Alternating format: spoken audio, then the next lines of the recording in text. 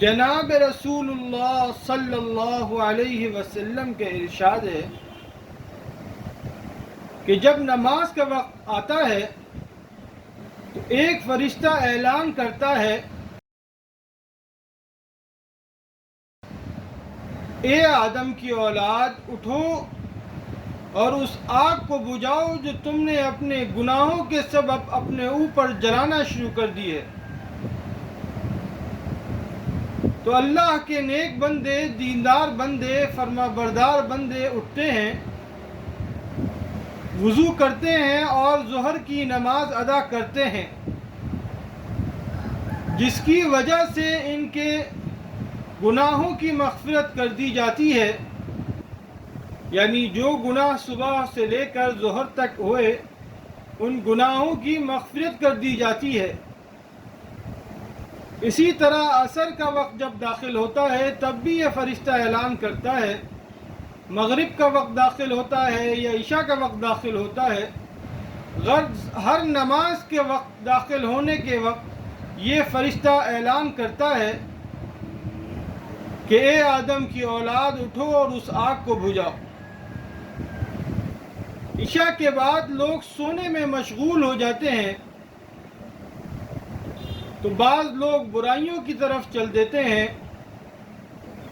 اور بعض لوگ بھلائیوں کی طرف چل دیتے ہیں، نماز میں، ذکر اذکار میں، تلاوت میں اپنی رات کو صرف کرتے ہیں، خرچ کرتے ہیں۔ احادیث کی کتب میں یہ بات کثرت سے آئی ہے کہ اللہ جل جلالہ نمازوں کی بدولت بندے کے گناہوں کو معاف فرما دیتے ہیں، اور نماز میں خود استغفار موجود ہے۔ تو جب بندہ ندامت کے ساتھ، اپنے گناہوں پر افسوس کے ساتھ، شرمندگی کے ساتھ اپنے گناہوں پر استغفار کرتا ہے تو اللہ جل جلالہ اس کے بدولت اس کے صغیرہ اور کبیرہ دونوں گناہوں کو معاف فرما دیتے ہیں۔ حضرت سلیمان فارسی رضی اللہ عنہ جلیل القدر صحابی ہیں، وہ فرماتے ہیں کہ جب رات ہو جاتی ہے تو لوگ تین قسم کی جماعتوں میں، تین قسم کے گروہوں میں اور تین قسم کے مجمع میں منقسم ہو جاتے ہیں، تقسیم ہو جاتے ہیں۔ ایک قسم تو ان لوگوں کی ہے جو رات کو غنیمت جانتے ہیں اور اس رات کو غنیمت جان کر اللہ کی عبادت میں مشغول ہو جاتے ہیں کہ رات کا وقت فارغ ہے، نہ کوئی گھر کا کام ہے، نہ باہر کا کام ہے، نہ بچوں کا کوئی کام ہے، ساری خلقت سو رہی ہے، اب اس وقت فراغت ہے۔ تو اللہ کے نیک بندے اس رات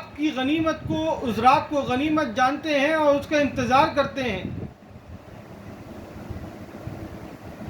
اور رات کو غنیمت جان کر رات کو اپنی عبادت میں خرچ کرتے ہیں۔ تو یہ رات ان کے لیے اجر و ثواب کا باعث بن جاتی ہے،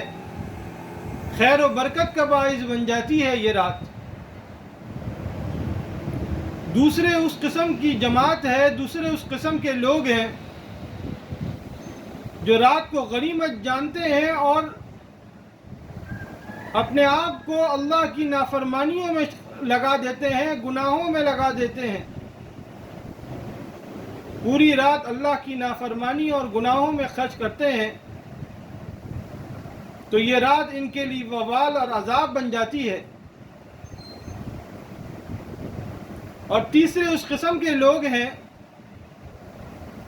جو نہ گناہوں میں رات کو خرچ کرتے ہیں اور نہ ہی نیکیوں میں خرچ کرتے ہیں، رات آتی ہے تو سو جاتے ہیں اور صبح ہوتی ہے تو اٹھ جاتے ہیں۔ تو ان کے لیے یہ رات نہ اجر و ثواب کا باعث ہے اور نہ عذاب کا باعث، نہ کچھ گیا اور نہ کچھ آیا۔ تو بھائی رات کی عبادت، رات ایک غنیمت ہے، اس کو اللہ جل جلالہ سے مانگنے کا ذریعہ بنانا چاہیے۔ حدیث شریف کا مفہوم ہے کہ انسان اللہ کے نزدیک سب سے مقرب رات کی آخری گھڑی میں ہو جاتا ہے، یعنی یہ انسان کی اوقات اللہ کے نظر میں بڑھ جاتی ہے، حیثیت بڑھ جاتی ہے رات کے آخری حصے میں۔ اب یہ چاہے تو اللہ سے معافی مانگے، اللہ اپنے آپ کو اللہ کے قریب کر لے، یا اس رات کے حصے کو چاہے تو ایسے ہی گزار دے۔